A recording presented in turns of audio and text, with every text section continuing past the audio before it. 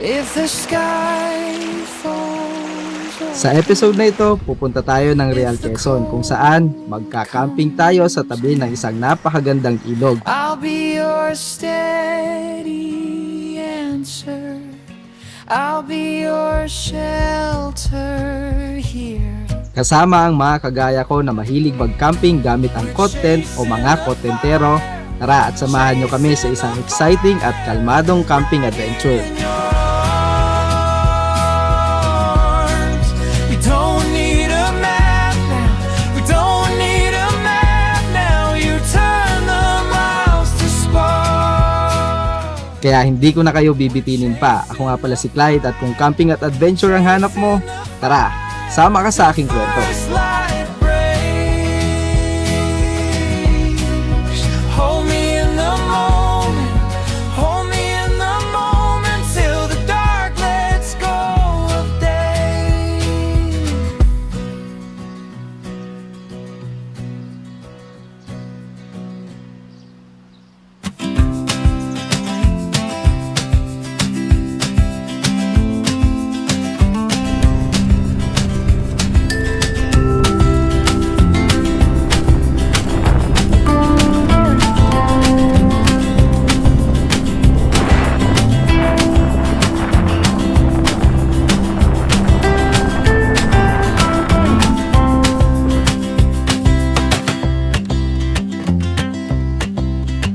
Sa kwento ng camping at adventure na ito ay may ilog tayong pupuntahan.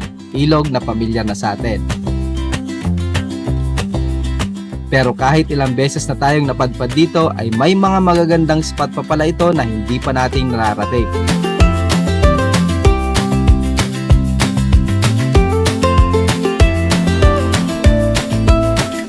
Spot na pwedeng mag-camping ng libre at ma-enjoy ang malamig at malinaw na tubig sa ilog na ito. Pero bago yan, biyahe muna tayo.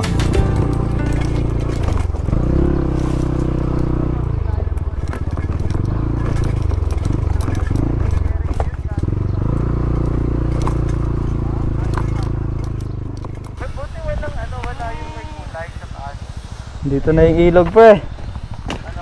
Dito na yung ilog. So lalagpasan muna natin yung isang campsite dito. Maganda sana yung spot eh. Ang problema, private property daw. May isa kasing campsite doon sa unahan nito.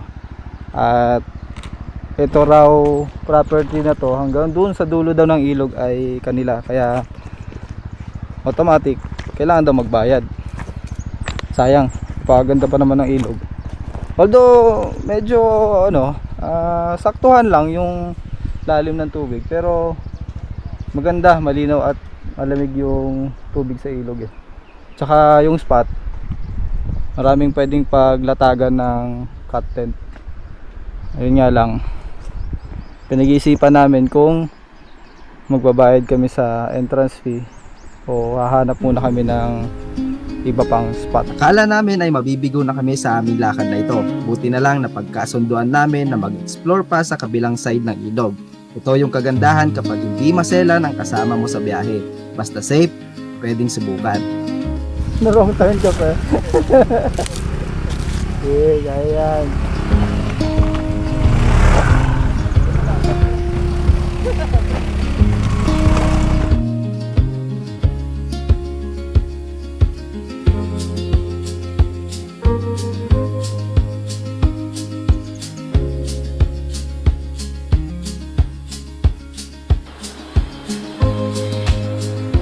Natatawid yung motor dyan? Yung motor natatawid? Kaya daw pre. Yung motor natatawid sa balsa daw. Gusto nyo ba? Ayun! Ito pala. Ano? Let's go. Fast to lie. Risky pre, risky. Di na. Pang mga lokal lang siguro yan. Nasa kabilang side kasi yung mas malalim at mas magandang part ng ilog, pero dahil hindi kami kampante sa pagtawid sa balsa kasama ang aming mga motor, ay nag-decide na kami na humanap na lang ng aming magiging spot at lakarin na lang bukas ng umaga yung kabilang side ng ilog. May nahanap na kaming prospect na spot. At kukumbinsihin natin si Aris na ito yung kanyang bagong Honda ADV 160 sa ilog gamit ang balsa. Pero joke lang yun. Hindi na namin tatawid. Titignan lang natin yung reaction ni Aris.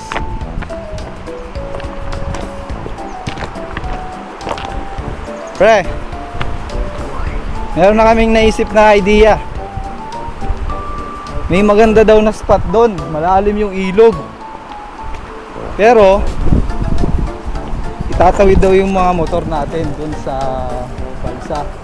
Sasakay natin din yung mga motor natin. Oo. Laban?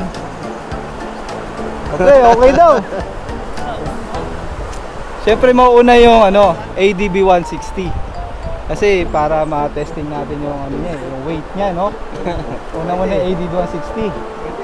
Tapos sasunod kaming dalawa. Kasi dalawa lang daw kasi. Oo. So ikaw muna, tapos kayo daw ni PJ. Pahig ka, pre? Oo. Magbabarsin tayo dito.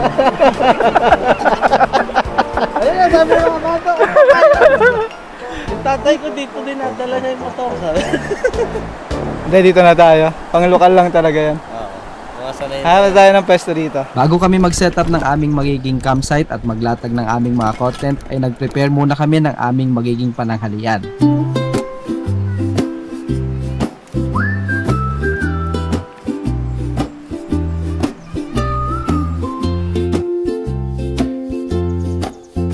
Uy, luto na, pre.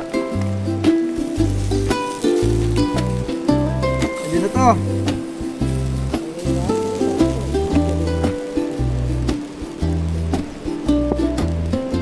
Lunch time muna dito sa gilid ng ilog.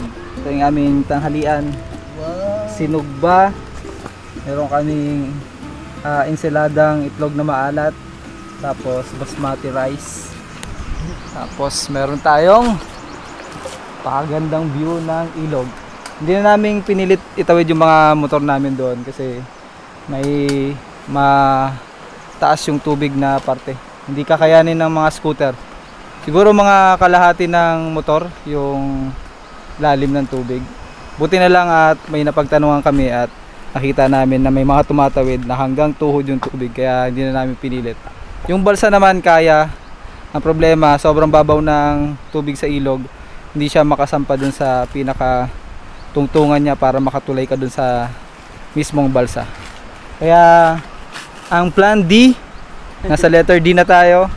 Dito na tayo mag-spot. Tapos pupuntahan na lang natin yung tinuro ng lokal na may malalim na parte ng ilog banda ron sa unahan. At doon tayo maliligo. Check natin mamaya or di kaya bukas. Depende sa sa trip namin. Tatlo lang naman kami. Ayan, si pre, pangalan pre? Aris. Yan, si pre, pangalan pre? Ay, kilala nyo na yan.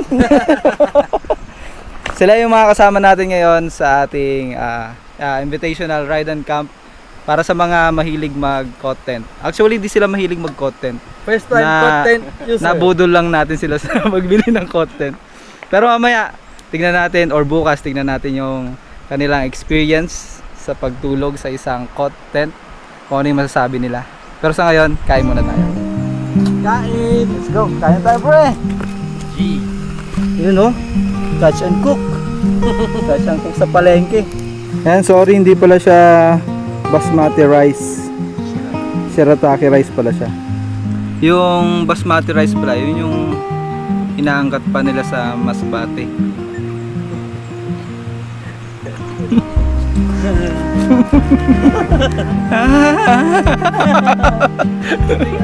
Pagkalamat niya, last na pala.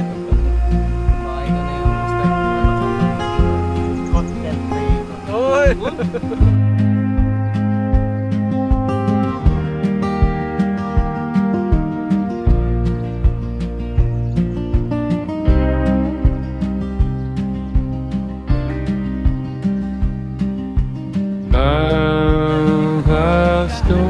Dahil mainit pa sa napili naming spot, naganap muna kami ng lilim para makapagpahinga at umidlip sa aming mga cot bed. but I'm not important either. So you were standing in my window. Palamigin mo na lang ulit. At least na siya, na-sterilize na siya. Ito na yung ating magiging spot. Tapos dito tayo maglalatag ng ating content. Yung puno dito nakaharang dun sa magiging spot natin. Kaya ang gagawin natin, lalagyan na natin siya ng tali papunta dun sa taas para hindi natin siya puputulin. Para malatag lang natin yung ating content dito sa pinaka-bed.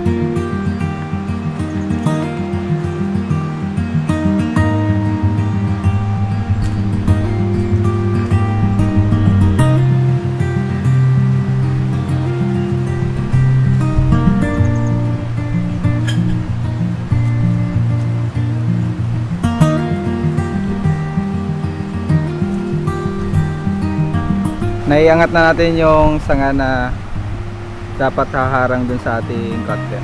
Nakatali sa dito. Tapos hanggang dun sa mas mahabang sanga. Para lang hindi siya tumama dun sa bubong ng ating content.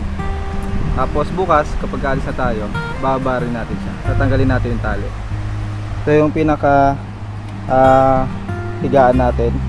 Dito natin ilalatag yung ating tent. Nakapwesto na rin naman yung cot bed ko kasi nag-siesta kami kanina, kaya nakalatag na lahat ng mga cot bed namin. Bago kami maligo dun sa ilog, set up muna namin yung aming mga shelter para wala na kaming poproblemahin mamaya kundi yung dinner na lang namin at makapagpahinga ng maaga. After mong malapat yung pinaka inner tent, saan mo na itatayo yung pinaka pole niya. Yan, pailalim mo dyan. Tapos saan mo siya i-clip dun sa ilalim. Hindi naman naiiba ang pag-pitch ng content sa mga regular tents. Medyo mangangapa ka lang sa umpisa pero kapag lagi mo na itong ginagamit ay masasanay ka din naman at makukuha mo ang tamang technique.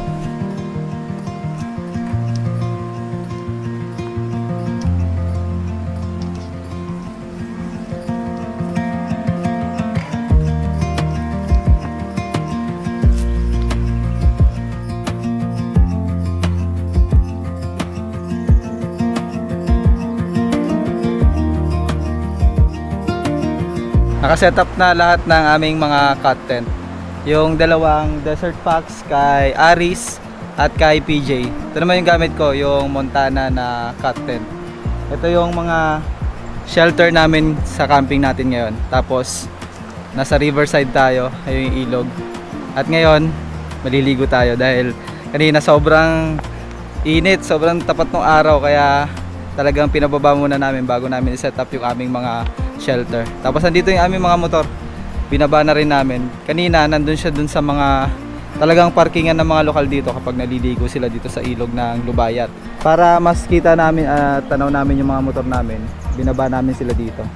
Para katabi na rin siya ng aming mga shelter, yung aming mga content. Ito ang advantage ng content bilang shelter para sa mga kagaya nating mahilig mag-camping. Kahit anong condition ng grounds ay komportable pa rin ang tulog mo dahil elevated ang iyong higaan. Wait lang. Bago pala tayo pumunta sa ilog, bitbitin ko lang yung aking saan nga ba? Yan. Ating microfiber na towel. Baka importante nito kapag may mga water activities, especially nag-iilog tayo ngayon para may pampatuyo na tayo. Tapos with matching dry bag para dito natin ilalagay yung ating mga gadgets just in case na medyo mataas yung tubig o di kaya for safekeeping na rin. Nasa yun yung ating spot. Ganda ng spot namin. Tapos andito yung malalim na parte ng ilog, doon kami maliligo ngayon. Ang ilog na ito ay parte ng napakagandang Lubayat River dito sa Real, Quezon. May mga private campsite na malapit dito pero meron din namang mga raw spot na kagaya nito. Magpaalam lang kayo ng maayos sa mga lokal at tsak na papayag naman sila. Basta maging responsable lang tayo lalong-lalo na sa mga kalat o basura para hindi naman madala ang mga lokal sa mga kagaya nating dayo sa lugar nila. Ito yung balsa na dapat ay tatawiran namin papunta doon sa kabila. Kasama yung mga motor. Pwede daw naman, may nakausap kami lokal, ginagawa daw talaga nila. Yun nga lang, ang problema, mababaw yung tubig. Ayan. Hindi lalapat yung pinakabalsa dito at hindi aabot yung tulay na bakal. Yun yung tutulayan ng mga motor kapag ka itatawid siya. Pero dito na tayo maliligo. Ano pre? Uy! Ito si Aris. Ano pre? Tapos lagay lang natin doon sa gitna, doon tayo maligo. Dito malalim din dito. Ariya pre! Pre, lagay natin. Ganyan lang sa gitna.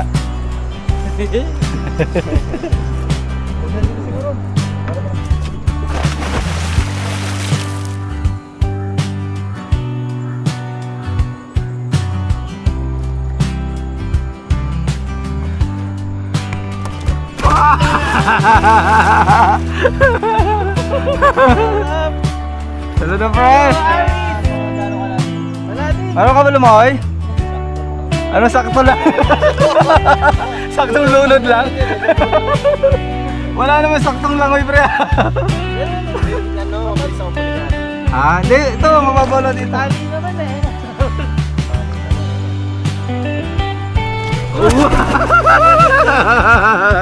Mabaw lang dyan. Mababaw lang pala.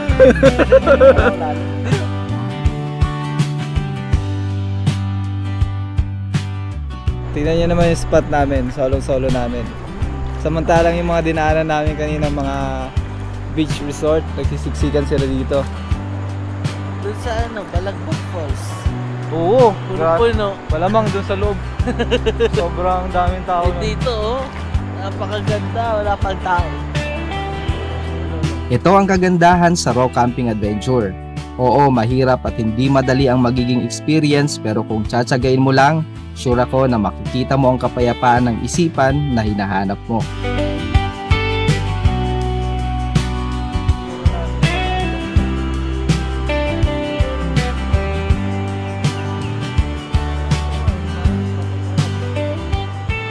Merong nalulunod na sa lagubang. Save natin siya. Let's save the sa lagubang. Pre, may naligtas akong sa lagubang pre.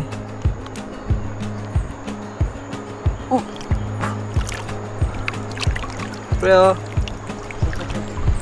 Nalulunod siya, kanina pa siya nag-ano eh. Lumalangoy pa siya? Oo, kanina Lumulutang. nakatiyaya. Nag-ano, floating. Sabi niya, si Raulo, naliligo lang ako. Pakialamero ka. Hindi, nalulunod na siya kanina pa. Malapit na nga siya sa Pampanga. Nilayo mo na naman. Tumawid lang siya eh. Imbis na makatulong, na-pervision mo pala siya. Walang daliri niya na bakit. Tumawid lang siya. Hindi, na-ano siya kanina eh. Parang bloated na nga, oh, pre. Oh. Nakain. Oh, hirap na hirap na siyang lumangoy eh. Hagis na lang. Basta yung pakpak niyan, hindi yan makakalito. Oo nga. Lagyan natin sa ano. Kalubin.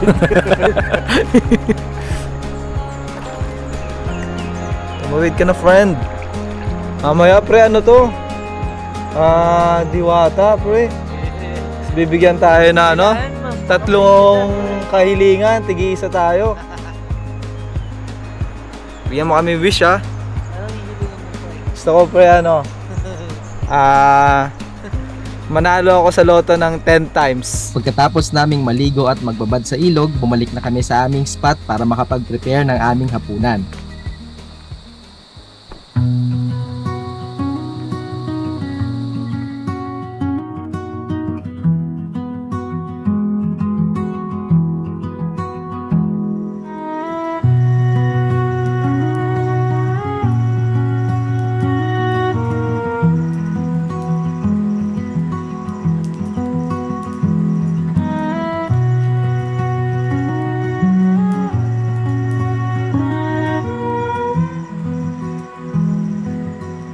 Anong pangalan ulit ng rice na yan, pre? Shirataki rice. Shirataki rice.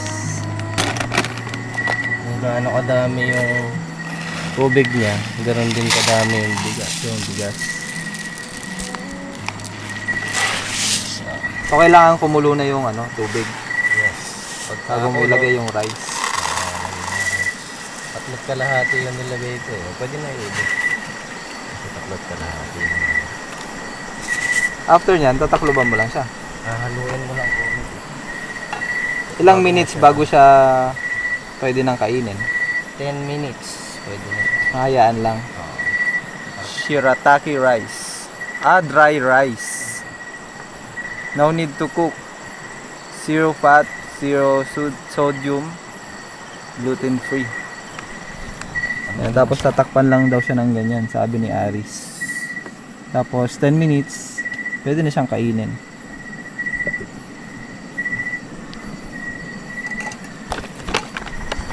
Ito na siguro yung solusyon sa camper rice. Kasi wala siyang hindi mo na siya kailangang pakuluan at bantayan. Ibababad mo lang siya sa mainit at kumulong tubig.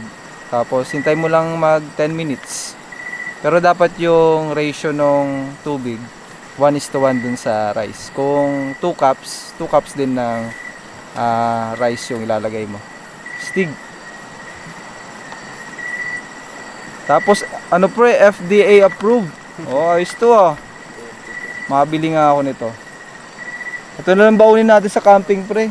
Oo. Hindi na nagiging nagiging camper rice. Para no more camper rice. Goodbye camper rice. Goodbye camper rice dito sa Yan. Shirataki Dry rice. Kung mapapansin nyo sa spot namin, sobrang lalaki ng mga bato. Pero nakapagtayo pa rin kami ng aming mga shelter kasi content yung gamit namin. Yung pinaka flooring niya or yung pinaka mat niya ay elevated kasi. Parang yung isa pang tawag sa cot tent, floating tent. Ganun kasi yung style ng shelter na to. Kaya hindi mo kailangan maghanap ng flat grounds kung magka-camping kayo sa mga mababatong spot o di kaya sa mga mabuhangin na parang uncomfortable yung traditional na tent. Iba yung feeling kapag naka-cot tent kasi parang siya strike anywhere talaga yung shelter na to. Tingnan nyo yung spot namin, puro bato-bato pero paglatag pa rin kami at nakapagtayo ng sari-sarili naming mga cot tent.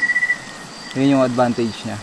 At pinagkukwentuhan namin kanina, isa lang sa mga disadvantage lang ng cot tent ay yung carrying weight niya talaga, tsaka yung pagiging bulky niya sa pagkaibabiyahe niya. Kaya hindi nga siya advisable kapag backpacking. Moto camping, car camping, sobrang gamit na gamit siya. Pero sa backpacking, unless kaya mong magbitbit ng mahabang o sa mahabang trail ng ganito kabigat na dalahin, pwede naman siya. Well, na lang, choice na lang siguro ng magba-backpacking. Pero ideal talaga siya for moto camping, car camping, kagaya nitong mga ginagawa namin. Napaka-komportable. Alam mo yung hindi mo na susubukang humiga ulit sa traditional tent kapag na-try mo yung cot tent camping.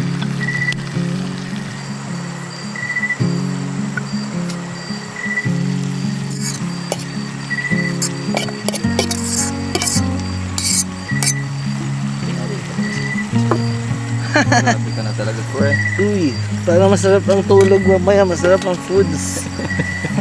Amis ko yung luto mo, pre. Mamaya, pre, tabi tayo, pre, sa content mo, pre, Hindi tayo kasya. Pagtabihin Kasya, natin, pre. Kapatong tayo, pre. Ito na yung shirataki rice.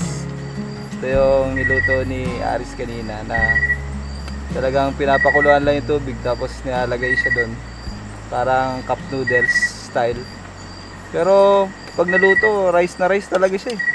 At yung lasa niya, kanin talaga. Pero ano kaya yung technology dito, no? Nakaka-amaze. Zero tutong. Pagkatapos kumain ay kasunod nito yung kadalasang gawain namin sa camping sa gabi bago matulog. Random na kwentuhan hanggang sa dapuan kami ng antok. Bed niya, ganyan, no? Parang konti konti na lang, double the size na nung ano natin. Wala, yun na yung kasi sa kanya.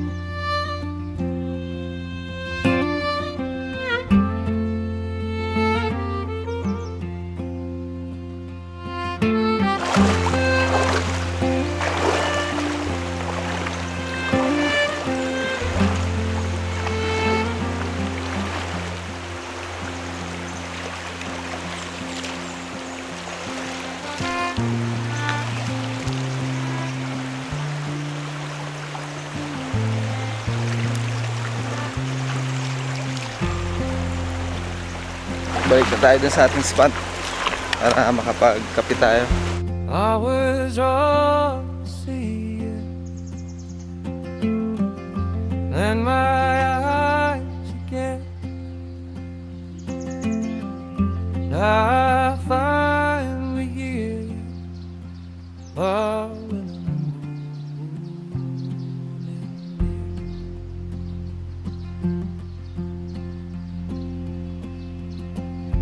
often more than need to.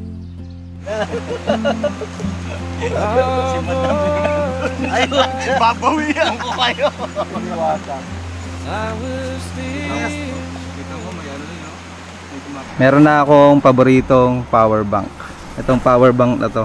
Ganitong power bank na lang muna yung dadaling ko kapag mga overnight lang na raw moto camping. Kasi napaka-compact niya at ang pinaka-special sa kanya, solar na yung charging niya kapag ganitong umaga at may araw. Dito na kami mag-spot ng aming pananghalian. Actually maaga pa para sa lunch time eh. Pero para dire-diretso na yung pag-pack up namin. Sasabay na namin yung aming pananghalian. Mas maganda yata doon pre no, sa gitna tayo. Dito na tayo dumaan. Oo, dun sa gitna, parang island. Kapag sumama kayo sa mga raw camping namin, ito lang naman yung i-expect nyo. Mga ganito lang. Explore lang ng konti. Hindi naman kami masyadong adventurous na itataya yung buhay namin.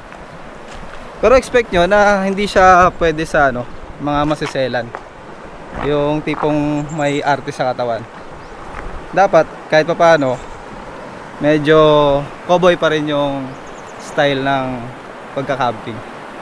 Hirap kasi yung maraming reklamo eh. Hindi natin may enjoy yung mga ganitong spot kapag marami tayong inaayawan. Pero syempre, ang first priority natin ay safety ng mga kasama.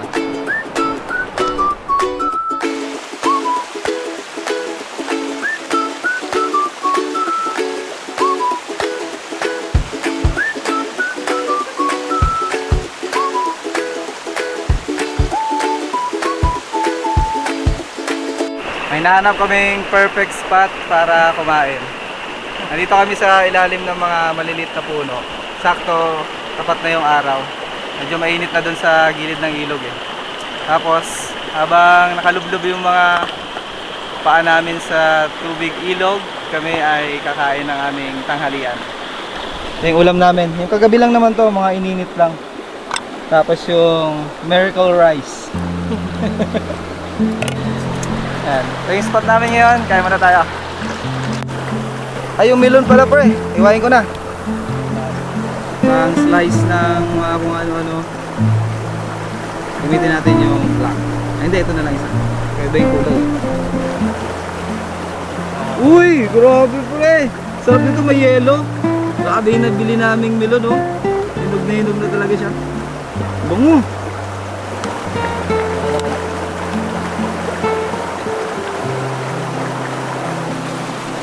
Alagaan niyo yung mga katana ko, pre, ha? Pinamana ko na yung aking mga samurai sa ating mga kasama. At yan ay may ceremonies mamaya, pre, ha? Hindi, iiwain mo yung magba-blood compact tayo. Pag gusto niyo yan, nasa product link. Mura lang yan, kaya binigay ko eh.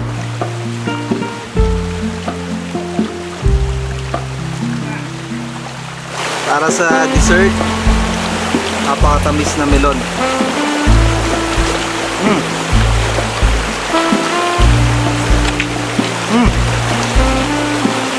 Panalo.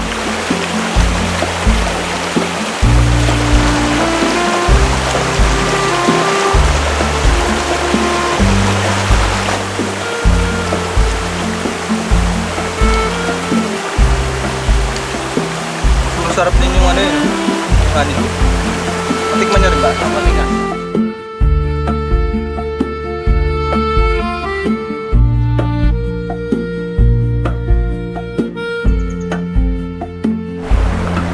Dahil nakahanap sila ng kanya-kanyang spot, hanap ako ng pagliguan nating spot. Nakita rin ako dito magandang spot.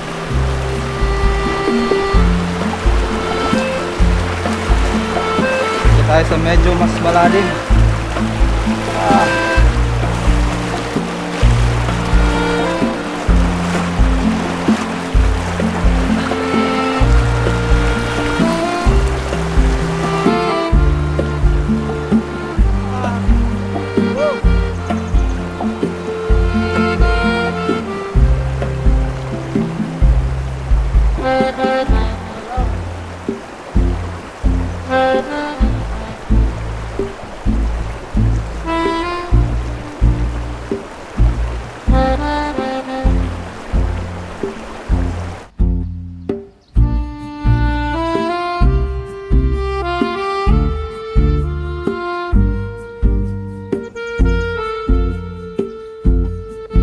Wala kang bato dyan. Ito, tapang ko yun. Ayan.